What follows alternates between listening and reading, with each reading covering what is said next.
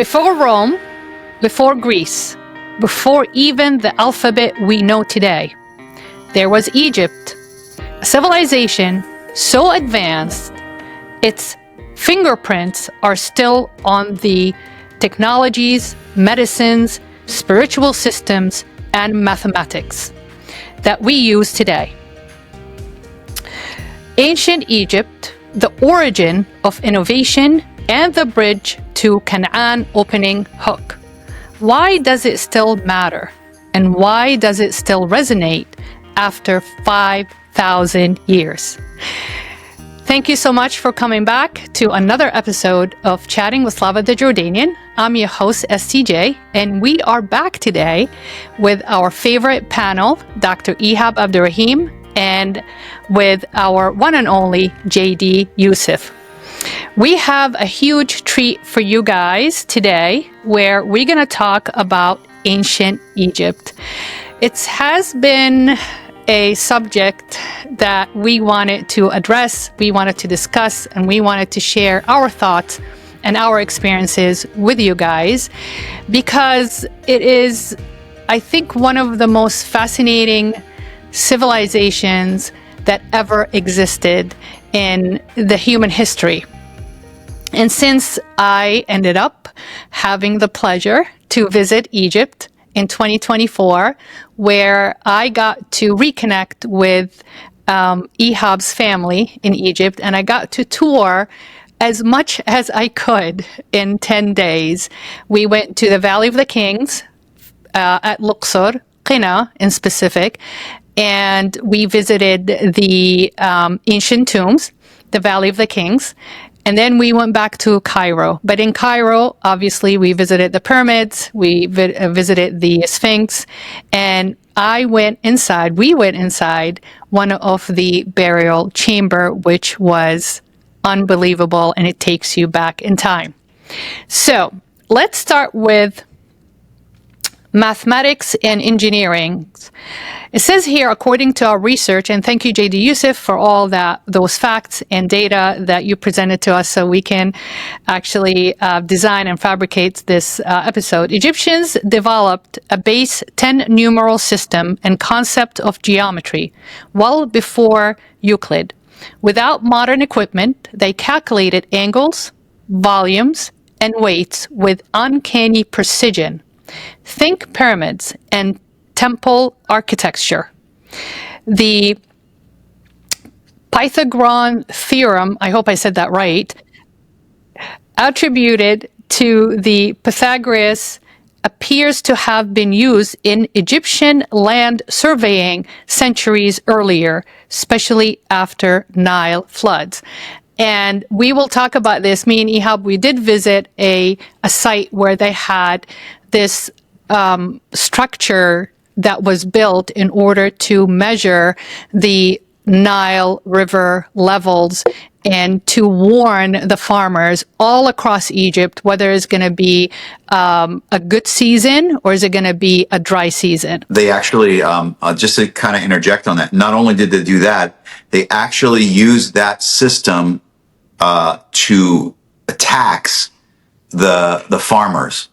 So they know that if there was going to be too little water, like more of a drought, they wouldn't tax them as much, and they would kind of, they would scale up the tax depending on how much water. They know that, oh, this much water is going to give a great crop, so would increase the tax on the farmers. And it was actually a moving scale on the tax on the farmers. It's very cool. That's pretty genius. It was genius. So you're not overtaxing somebody that has a drought and you can't grow food, and they're taxing them and they can't pay the taxes. It makes no sense. You're just taking money or whatever they had left over, and they don't want to punish their civilians, basically the population there.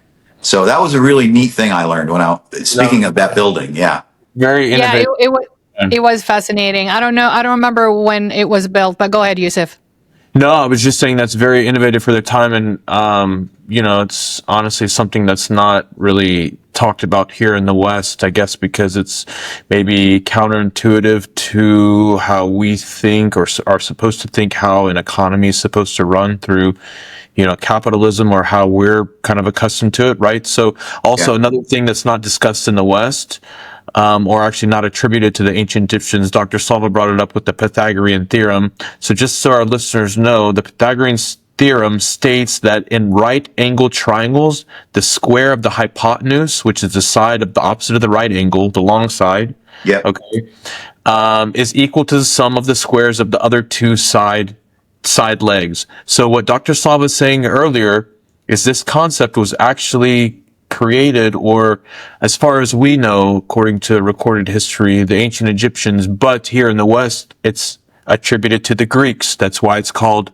Pythagorean theorem. And by the way, side note, that was actually a religious sect that was behind numbers and it was geometry. It was kind of crazy. How, JD Yusef, how old is that? The Pythagoras and what year was the Pythagorean theorem? Do you remember? Do you have any? No, I don't know, but Is it pre-ancient Egypt or was it post-ancient Egypt? so we have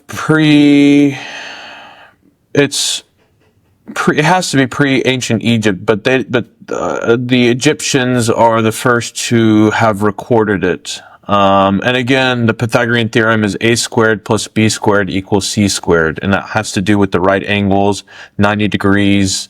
Here in the West, the Greeks kind of take all the credit for it. But wanted to throw that in. So we have talked about mathematics. We mentioned mathematics and engineering. Ihab, anything you want to add to that?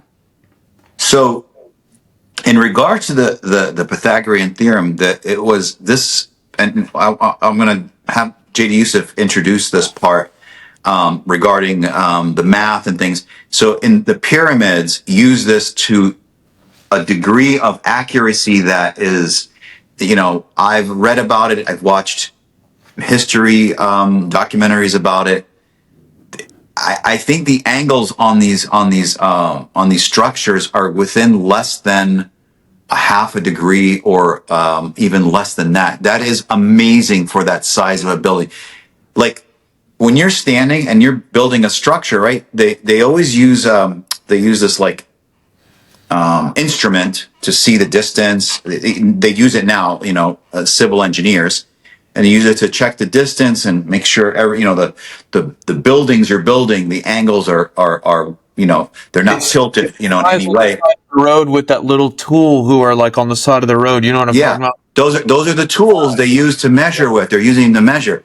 They had no tools like this. They had no laser sighting. They had nothing like this. How are they?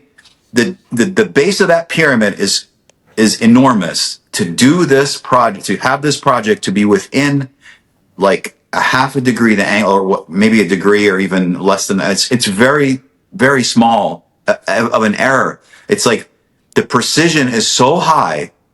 I can't understand how they did that 5,000 years ago. That's a really interesting. Like, what tool do you use 5,000 years ago to get that precision? Like to be so precise. They must have had tools.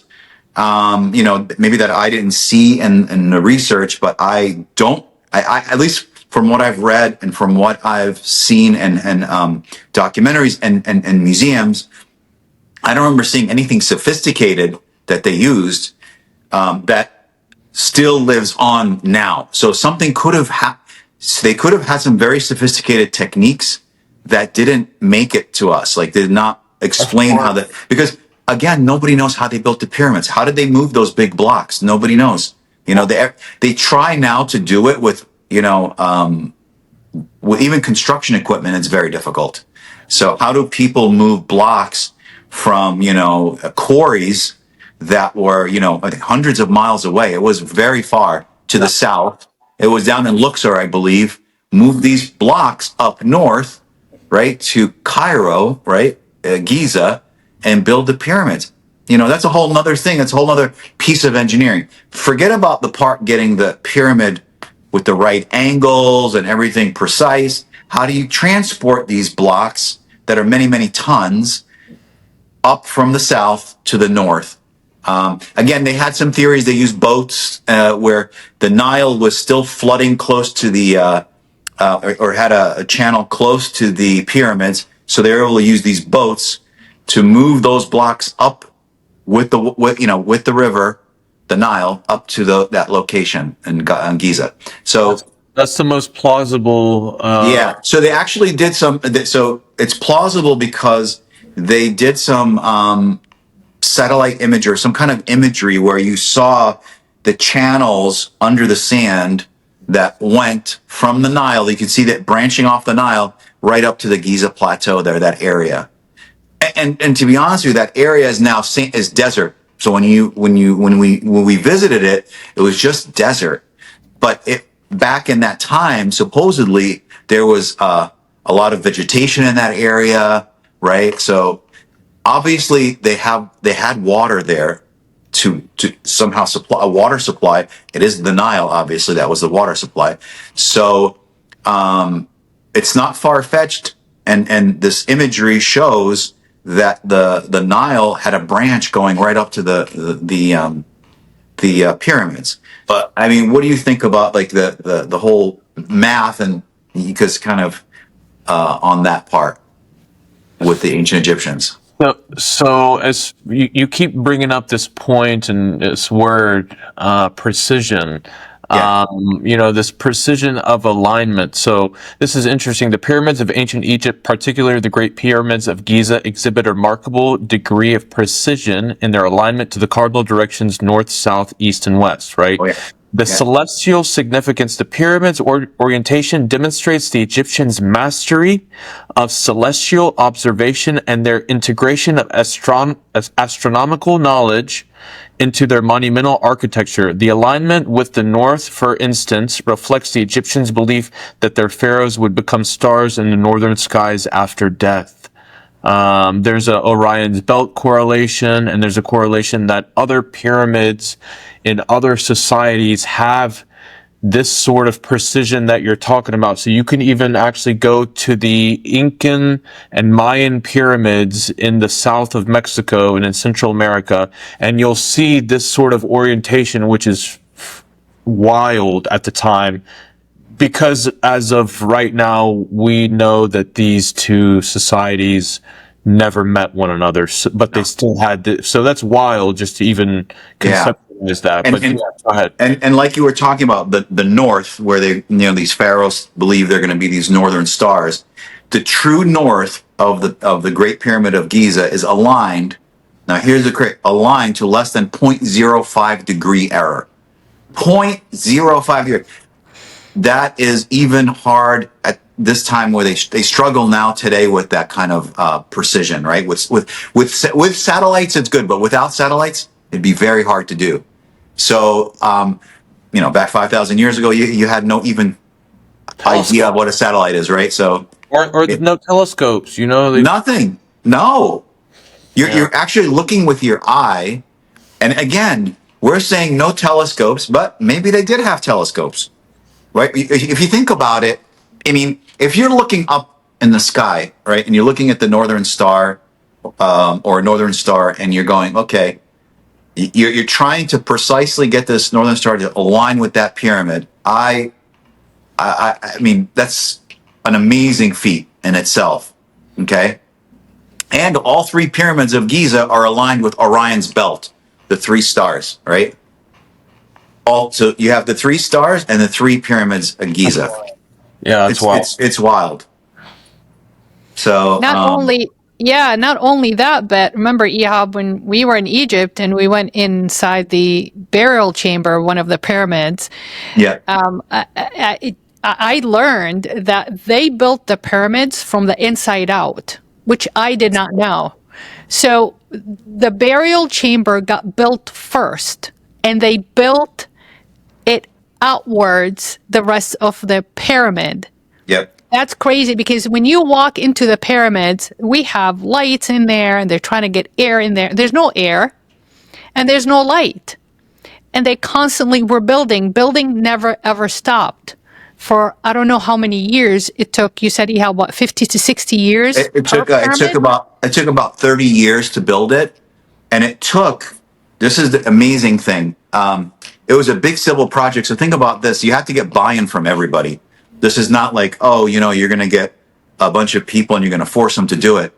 It was not like that. The majority of people that did this wanted to do it. They were paid, right? So there was a group of, peasants, as well as Egyptian peasants and Egyptians that were there as part of building this project. So it took 30 years, and almost 100,000 people were involved in building these pyramids over 30 years. So I'm sure not all 100,000 people lived the full time. I mean, it was, people would die and some people would come in, I'm sure, younger people. And you not only had people building the pyramids, you had to have a structural group. And you think about this, when you build the building, you have to have civil engineers, you have to have, mechanical engineers, you have to have all this engineering. So on top of these people that are the labor force that are being paid, and you did have some slaves for sure. I'm not saying there were no slaves, but the majority of people you have to have buy-in of this civil project that was so large on a scale. It's enormous thinking back then, right? It's an enormous scale. It's like saying we're going to build, the Empire State. That was a big project, but we had the tools. We were advanced enough to do that. You're going back to build a building, which is, the pyramid is enormous, and its size and scope of the project, with, I'm sure, multiple engineers on the project running the different, you had engineers running the parts of how they moved the bricks, or the blocks up from the south to the north. You had engineers involved in thinking about how they're going to stack these blocks and be that accurate and precise when they stack it. These blocks are enormous. I mean, I was standing next to them. They're about right up to my shoulder from my feet. So it's about 5 feet in height. The width is longer than my height, and the depth is long. It's really they're large blocks. So the construction was just amazing. So, but anyway. Yeah, I mean, add to that, there's no, like I said, there's no light. So when I asked the guide that took us to Luxor, how did they build that from the inside out, and there was no light? So she said that they used to have light engineers.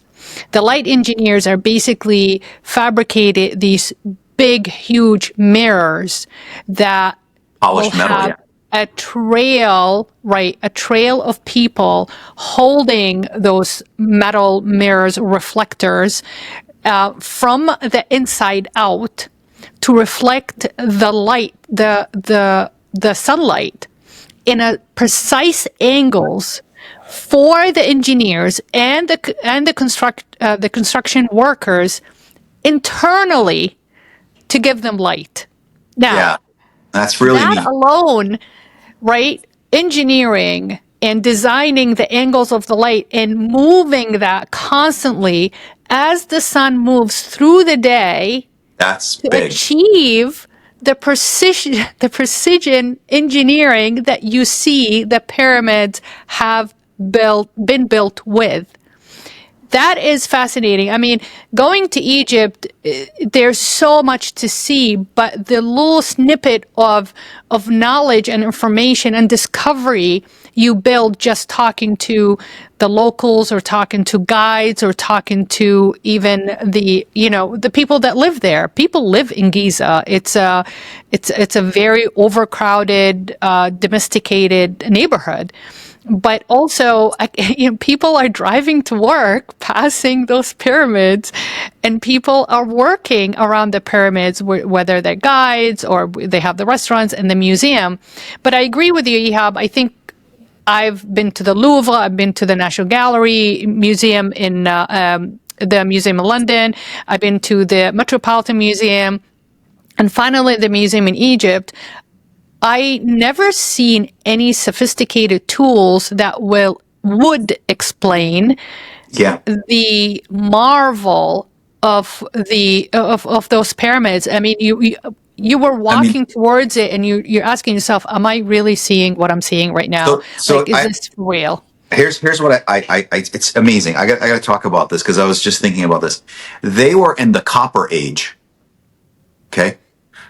I don't think they had steel then. I don't Yeah. believe they had steel. Am I right on that? Because I'm Yeah. not sure, honestly. Yeah. Usually history is broken up into the before the Bronze Age, Iron Age. yeah. So, yeah. So Fine. yeah. So they're not. I don't believe they were in the Iron Age. I don't believe so. Yusuf, let me know. Kind of take a look at that right now. But while you're doing that, I'm regarding the workforce. They were not a seasonal workforce. It was actually a permanent workforce that lived near the pyramids. And what's really neat is right now they're excavating that area and they're finding these homes that verify this, that these people were there and lived there. And they would work X number of days and they would have certain days off. I mean, it wasn't like they were working like 7 days a week. I don't think they did that because they gave them some time to rest. But, if that's the case, if they're in the bronze, copper age, right? Those metals in science, they're very soft. Okay. These things are like, the blocks are, I don't know if are they granite? Slava, do you remember if they were granite or not? I Yeah, thought it was limestone. No. Limestone. yeah, They're limestone. limestone that came from Qina, which is down Upper Egypt, which is the south of Egypt. And, So and It's a little bit confusing. go ahead. You were going to give us the bronze kind of yeah, I copper. was gonna say, and limestone, by the way, is a very porous rock too. So, like dealing with it, you have to have some sort of knowledge because if you have it as your base, then that's not good, right? Yeah. So, like you Yeah. have to in that. But yeah, to your point, Dr. Ihab, the pyramids were built during the Bronze Age, which again, for our listeners, falls between 2600 or roughly 3000 and 2000 BCE. And then after that, because time works backwards that way, 3000, 2000, 1000, and then we start going that way. So Bronze Age, Iron Age, and then year zero, whatever that means. And then we start, moving on. So. Yeah. So yeah, I mean, that said, how did they make their tools? I mean, we saw those tools. It looks like it's iron, but what are the tools made of? They're bronze. They have to be bronze. If that's the Bronze Age, no, they had no steel. So bronze is very soft. Even I mean, I understand limestone is porous, but again, to shape these stones with bronze is that's a tricky bit. Bronze and copper, right? Yeah, bronze So and copper. they had, so according to you, they had a work camp, right? A labor camp, basically, that had, I think they had shifts too. They have night shift and they had day shift. It's not like the building, the construction of these pyramids, it never actually stopped. So can you imagine 30 years you being there and witnessing, like as a child, seeing that building up, and then by 40 years old, those pyramids are completed. That I can't even imagine how Yeah. being there at that time and watching this engineering, coming to life in front of our own eyes. So, but that's. I highly recommend anybody that's not been to Egypt just to go to Egypt for the sake of seeing the pyramids. You don't have to travel to the Valley of the Kings if you don't have time. Go for a week and if you can walk into the pyramid and get into the burial chamber. It's not easy. It's hard. It's very, very warm. We went in November, and that's like the best weather season. It's very warm. When you get to the burial chamber, absolutely there's no air. And they had some air units on the side. They were not doing anything, honestly, because the ceiling is so high. It's the air is getting lost in the heat.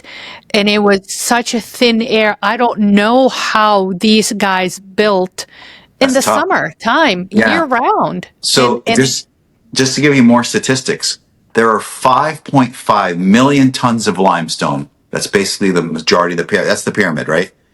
And then 8,000 tons of granite. So those are kind of like the burial chamber, that kind of thing, right? all came from Aswan, 800 kilometers away, right? I mean, hundreds and hundreds of miles away. Again, they used the Nile, I'm sure, and they had 500,000 tons of mortar to put in between, right? And they polished the limestone. Now, when you go look at it, when you see it live, it's porous. It looks kind of like say it's got little pockets in it, right? When you're visually looking at it now. But back then they polished it to a mirror shine. So when the sun hit it, it would reflect. And they had right at the top of the pyramid, the peak was a gold, a little tiny pyramid at the top. Well, it's not tiny, but it was a pyramid on the top. That was the final pyramid that was completed. So I think that's again, amazing amounts of time and, have to figure out all the, building a building like a brick house. You got to know how much, brick to mortar ratio. Like you can't just put less mortar in a certain area, more mortar in another area. You have to put the same amount. And if you ever watch a bricklayer, it's really neat to watch them. My friend from Case Western, his dad was a bricklayer, and he went and worked with him to lay bricks, to build these brick homes. And he said he'd watch his dad, slap on some mortar on the brick and boom, he'd put it down. Slap the mortar on and put it down, right? And then slap the mortar to the sides and would put the bricks. So he thought it was, easy. And he told his dad, let me try it to help because he was there working for the summer in high school. And he put the mortar would fall off. He wouldn't, his dad would just smack it, drop it, smack it, drop it. He would just do it. It would have the exact amount of mortar to put the bricks, and you would look at this thing, he said afterwards, and it would have, let's say half an inch to an inch exactly all the way across. So that's a brick house. Now think about taking those bricks and enlarging them to the size, of a car. That's about how big one of those bricks are. It's about the size of a car, a medium-sized car. And then, you got to lay that mortar and drop that brick down to seal it up. And then finally at the end, once you're done, or as you're building this pyramid up, you got to polish it up as you go. And right. So it's a very cool concept.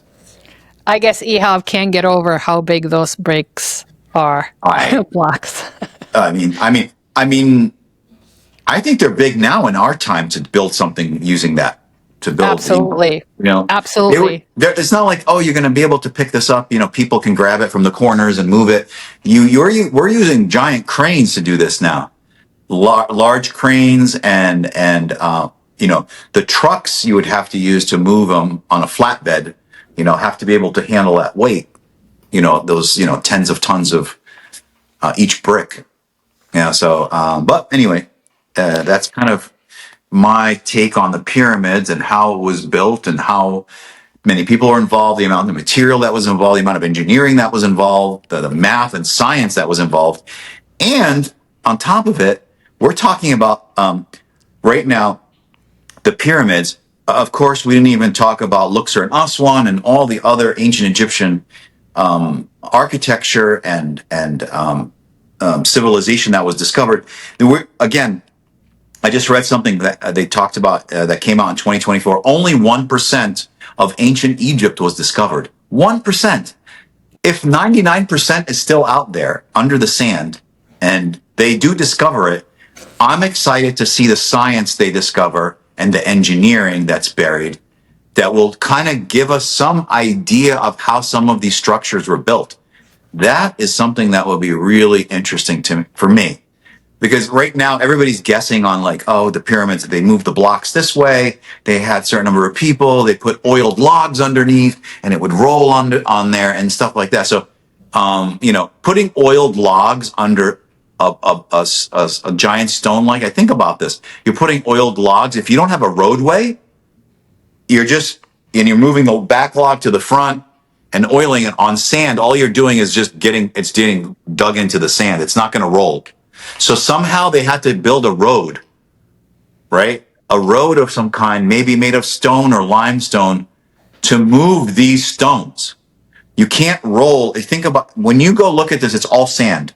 You can't roll these giant stones on sand. You don't have like cranes and trucks and 18 wheelers. You don't have any of that. So in order to move it, the concept, the idea was they use logs, and you're moving these stones on these logs, and you're taking the back log basically as you roll it off. You move it to the front log. You just kind of, and you're oiling these logs to help move these stones. That's kind of the concept that I've read about. To do that, you need a roadway, or just gonna dig those, that multi-ton stone will just put those logs right into the sand. There's no way they're going to be able to move it. So there must have been a roadway that I have not read about this, but I'm thinking about it myself. There had to have been a roadway with a hard surface to do this, and a hard surface to handle that kind of weight. It has to be thick enough, so they had to have built some, thickness of limestone down to make a road to move these blocks. Oh yeah. So you have to build a road first to move the blocks to the pyramids, right? You have to build a road to the pyramid. You can't just roll them in the sand. It won't work. I mean, even if they said they use sleds, sleds would just get buried in the sand. They get pulled. As you're pulling a sled with that weight, it would just get dropped down into the sand as they're pulling. Yeah, I think what's more plausible is actually the flooding, and then them using these heavy blocks of mass to then use its own buoyancy to then float them to its location. But you still have to roll them off those bricks. Roll them off, and then you still had to stack them too. Yeah. To something as well. But you were talking about innovation earlier. The most recent innovation, which is quite astounding, and this is as of a month. So this is a month new. There's something called the Pharaoh's Curse, and this was actually first discovered in the 1920s when scientists and researchers started uncovering the tombs of these various pharaohs. Well, once they got to the tomb of King Tutankhamun, yes, and this is quite interesting too, and Dr. Slava and Dr. Ihab, you guys might elaborate on this, but it looks like that the ancient Egyptians put in their own form of security and had the lining of the coffins with some sort of fungus, deadly fungus. So if you tampered with them, you messed with holy sites, you were going to pay the price. So this Asparagus flavius, and believe it or not, it's actually tied right now into cancer research. So it looks like the ancient Egyptians had an idea of what cancer was. We don't have any evidence that they treated it, but it looks like that this dust from this fungus that was discovered in the 20s is now being researched in cancer medicine. And it looks like it's actually very, very strong right now, which is wild. So that's very interesting. Yep. So I guess my question to Yusef is, from everything that you have learned or read about ancient Egypt as a civilization, does that intrigue you that you want to go visit?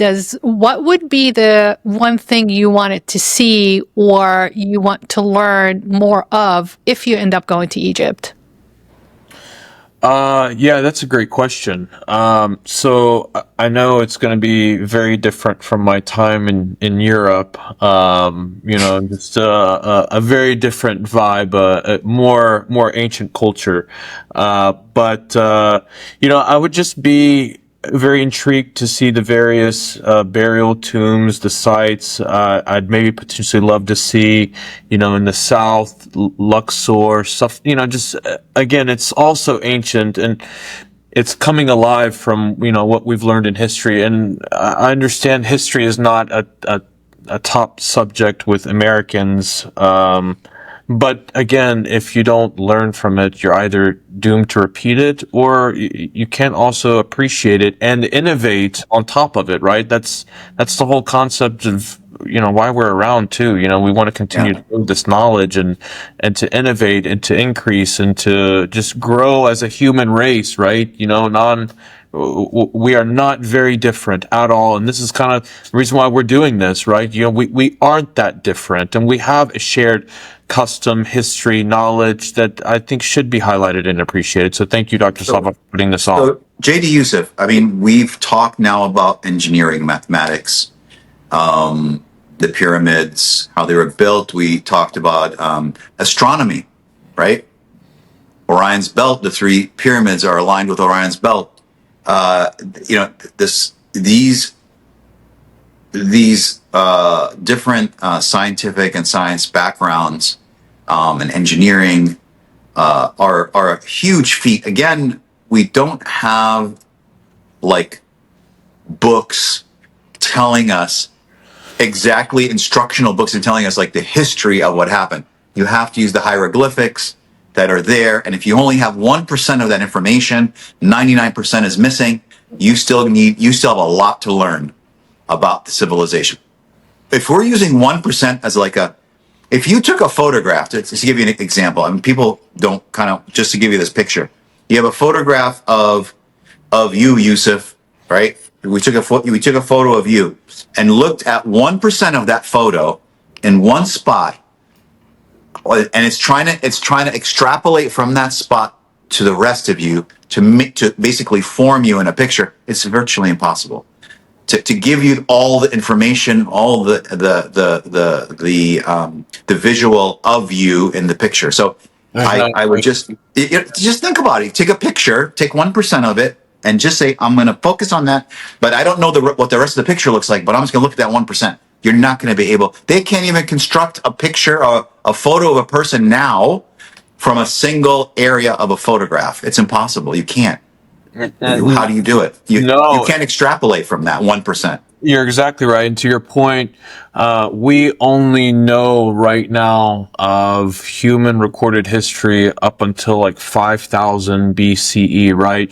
Yeah. We're discovering things that are predating that, like Göbekli Tepe in Turkey. Yeah.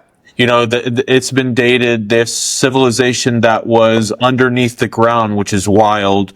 A whole city built out underground, 10,000 BCE. That we know nothing about. So the human condition also, I think, goes, Homo sapiens have been around for 300,000 years. So again, you talk about a 1%, right? 300,000 years is our history, but we only know recorded history about 5000 BC. So it's not even a drop in the bucket. We really don't know anything. Right. And also, to your point, we may not have that physical, but also what we try to do, historians, researchers, scientists, they try to take all these pieces and to try to come up with a story, a theory, a hypothesis, right? And then try to test it, naturally. So what we do in Egypt is, if we don't have, these physical, relics, they'll look at other cultures that had connections or interactions with them, read what they said. So, for example, the Canaanite Phoenicians were included and talked about in the Amarna letters, which were a diplomatic, political correspondence between the Egyptian pharaohs and then the kings of the Canaanite Phoenician city-states, right? So we know a little bit about their political interactions. We know who the Egyptians' enemies are. Because they warred with people. The Greeks know all about the Egyptians through Herodotus, period. So we can look up Herodotus today, and everything that he says about ancient Egypt is what was given to the ancient Greeks. So, and that's nothing, that's, that 0.5%. So, but yeah, it's very interesting. And think about this too. Here's a really cool analogy. Ancient Egypt spans 3,000 years, right? I think it went from pre-2500, 2700 BC, right up to a little bit after 280, 300, something like that. It was 280. It wasn't far into about after Jesus died that the Egyptian civilization, it was still there probably. I'm not saying it was gone, but that, that long span, 3,000 years. The United States has been here how many years? 240, right? Yeah. So we built our civilization here, let's call it our civilization. Look at the buildings, the structures, the states.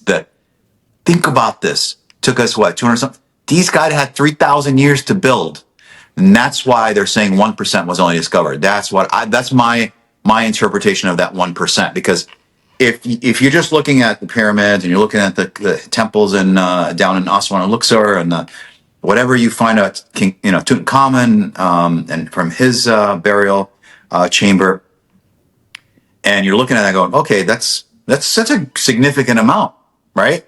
But it's really not, because if it's 3,000 years old, or to span 3,000 years, there's a lot left to find, a lot left, which is amazing. Again, will we find it all? Hopefully, we'll find some of it, and how much of it is still there to find. Meaning that if they wrote on like papyrus or any kind of paper that they use, whatever paper they used at the time. I wouldn't think that could last 5,000, because if it lasted 3,000 years and it was from that point on, it was 2,000 more years to reach our time. That's 5,000 years old.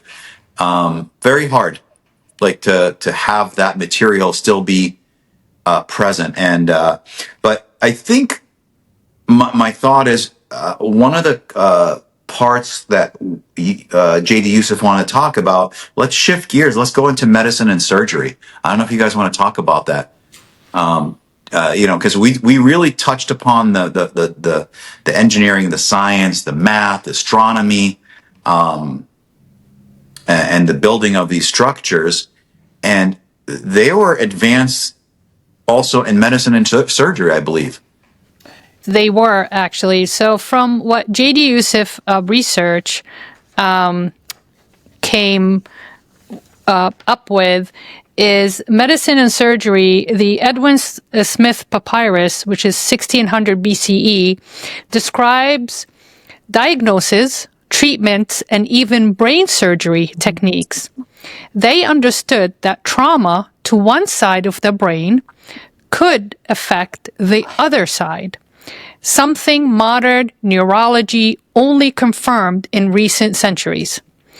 Dentistry, prosthetics like wooden toes, and wound sterilization with honey and mold, all rooted in Egyptian medical practices.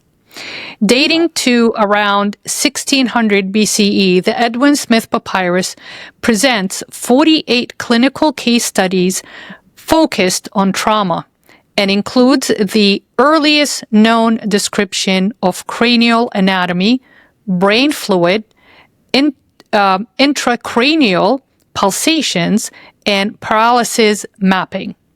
The diagnostic processes and rational treatments described anticipate medical systems like Hippocratic method, suggesting that Egyptian medicine was centuries ahead of its time.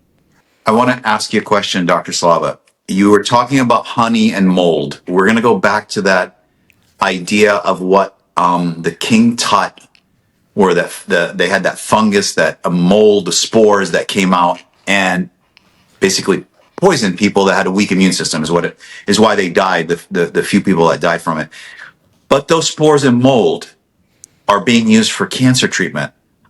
What if, now here's the thing, they were around for 3,000 years. It's easy to test this method, right? You can get all different kinds of moldless spores, put it on wounds, and you can figure out which ones can actually sterilize and help the wound heal without infection. Because, and let's really think about this, how were antibiotics created? Right? It was created by accident in a lab where they had, I believe, some bacteria or virus. I can't remember what it was.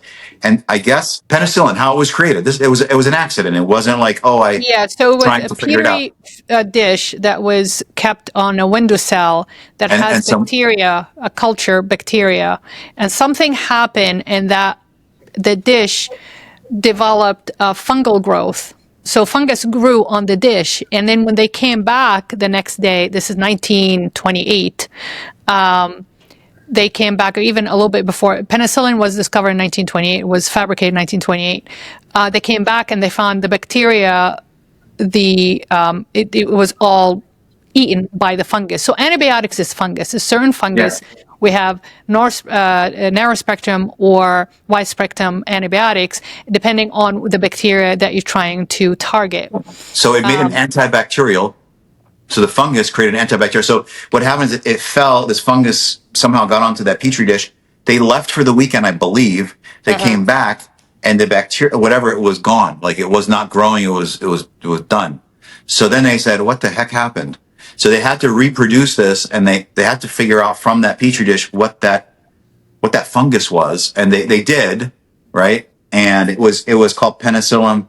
It was called, formerly known as penicillium notatum, right? So, but again, it's a mold, it's a fungus, it's something that I'm sure they tested, and they probably had this down within a few hundred years.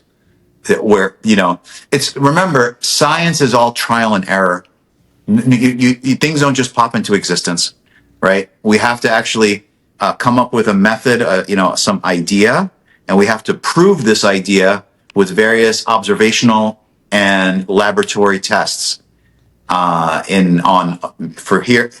respect to this, they probably they didn't probably test on animals. They probably just tested it on humans, right? They didn't really think about, we'll do animal testing and then we'll go to human testing.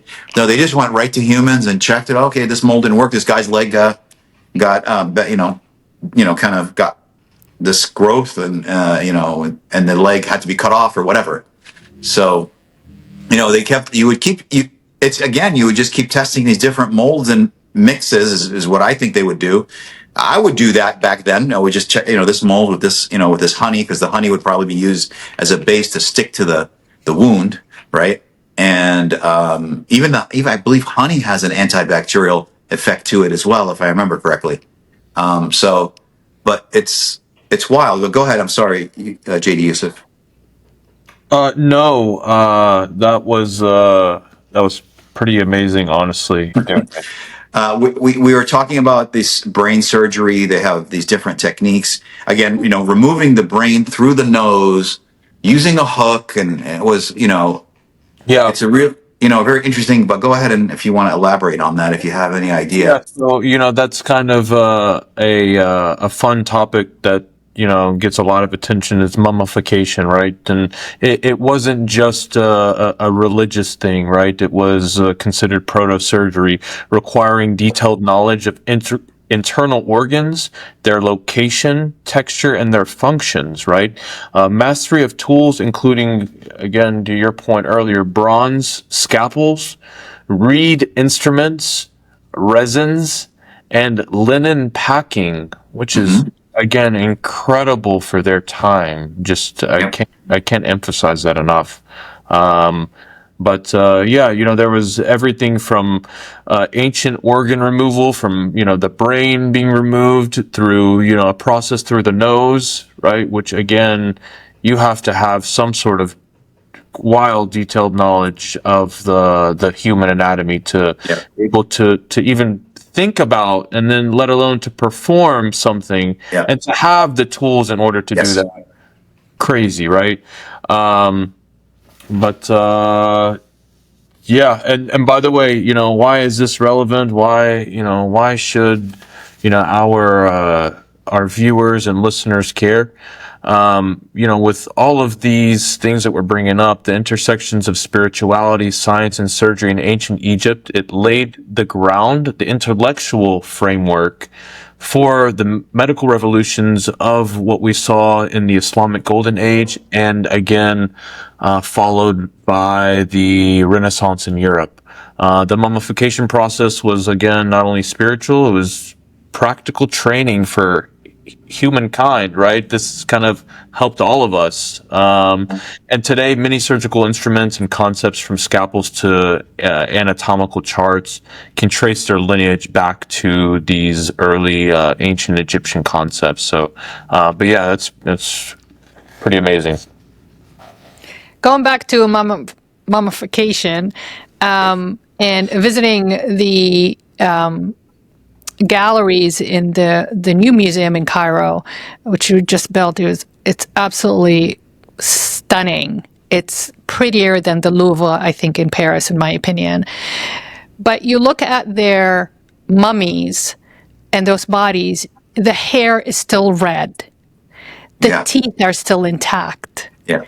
The jawbone is still intact. You can actually, I feel sometimes, I stare at them for so long and I feel they're going to come to life. Their nails, their toenails are still intact. It's wild. These are 3,000 years old bodies that they have been successfully preserved and mummified for us to be watching and enjoying the marvel of their techniques. When you are in Egypt and watching the discoveries of the ancient Egyptians, it really it is a universal a mindset of an unlimited mindset by eliminating limited beliefs. I don't think the Egyptians believe there's any limitation at all. And they mastered everything they put their hands into, and they worked so hard to take it to the next level. So as a student of anatomy, as I mentioned in the previous episode, to the marvel of the body preservation with such a primitive techniques and natural oils and natural chemicals that they had and they had to extract from their own environment. I mean, we go into the gross anatomy lab, the whole place stinks of formaldehyde. I mean, the stench, it is people were fainting the first couple of classes we took. People are throwing up in the elevators. I mean, just to preserve the bodies, for us to sustain that body just for one semester, 3 months, in order for it not to deteriorate, break down, or break apart on us, so we'll have that 3 months window for us to study. And these guys preserve these bodies for thousands of years. And I do believe, whether hopefully it makes sense to our listeners and our viewers, that the natural environment and weather conditions of Egypt really played a huge role in preserving a lot of what we're seeing, the discoveries that we're seeing these days. Because when you walk, like Ihab said, when you walk towards a pyramid, desert, there's no shade, there's no vegetation. Now, I've read, and just reading the book Hatshepsut and Nefertiti's, but I read all these books, and the way they describe the landscapes in Giza, it was very lush. There's a lot of water, there's a lot of trees, there's a lot of vegetation. You go now, it's desert. There's nothing but sand and sun. There is not a spot that has any shade. So for me to try to reflect back on the history, what I read in history, and then trying to match what I know, what I experienced, and put it in such a scope back 5,000 years ago, it is mind-boggling. But they are the example of an unlimited mindset as far as their engineering, medicine, astrology, and they are such deep thinkers and amazing engineers that they thought of everything. Again, watching those, looking and observing those mummies, the hair is still like, it looks like a cadaver that only died like 2 years ago. Seriously. Yeah. The eyes, the eyelashes, the eyebrows are still intact. I mean, our cadavers in the gross anatomy lab, they did not look that good at all. So one of the cool things that they found in these mummies, really neat. So this goes back again. This is the kind of the last idea. I'm going to pull this together regarding dentistry. So Hesre, 2600 BC, 2600 BC is the chief dentist and physician back then. Here's a fun fact that Yusef had that I saw here. Egyptian dentistry includes early fillings using honey, resin, and malachite. Some skulls show tooth extractions and bridges. Guys, bridges. Like, so Slava prepping the teeth to put a bridge in. She has to put like, cement and cement the bridge in. What are they using to permanently put this in? Are they using honey to hold it together? A bridge? That's really wild. Extractions, okay, that's not too far fetched. You're just pulling a tooth out, right? And again, just is not it's not that easy to extract a tooth. It's not like, oh, it's simple to pull teeth, right? Because you don't want to break the tooth, leave the root behind, all these things. All these ideas go through your head about extracting teeth. So they had some highly skilled physicians or dentists doing these kind of procedures. It's wild. I'm going to leave it there. It's unlimited mindset, but eliminating limited beliefs that we can't do this. Yes, we can. Let's find a way of doing it. I can't even imagine. I don't want to get into dentistry because we're running out of time on this episode, but I would love to tap into that and kind of try to wrap my mind around their methods. And yet these days, 2025, we're having a hard time keeping a bridge in the mouth intact. Patients are breaking their zirconian bridges, breaking their porcelain bridges. And you tell me that the ancient Egyptians used resin, right? And honey. Yeah, I mean, for the fillings. The resin and honey for fillings, yes. That's crazy. You know how many times a patient come in, my filling came off, my filling came off, my filling came off. And that's the top-notch technology we have. We should do I'd love to see we elaborate on this, and I agree with you. Go through time, starting when the first time you see dentistry and what civilization. I don't know what civilization had it, but it would be great all the way up to modern time. And we can hit the main points, but I think that would be a really cool episode. And I think that would be, kind of launching off this episode. There's multiple things we can talk about from this episode, but that would be a really cool one. Like Dr. Slava was saying, she had a lot to say. Oh yeah, I'll be very interested to just the research alone. I think is going to be so exciting. But thank you guys for coming on today. Thank you for our audience for listening and for watching. And please, if you like this content, let us know so we can continue doing these episodes. As a reminder, they are uploaded every single Wednesday on the Spotify and the Apple podcast platforms, and they are available for you to watch as a video on our YouTube channel, Greenwood Dental Partners. So don't forget to like, share, and subscribe and hit the notification button. That way you won't miss any episodes. So thank you again so much, and I hope to see you next time. This is Slava the Jordanian.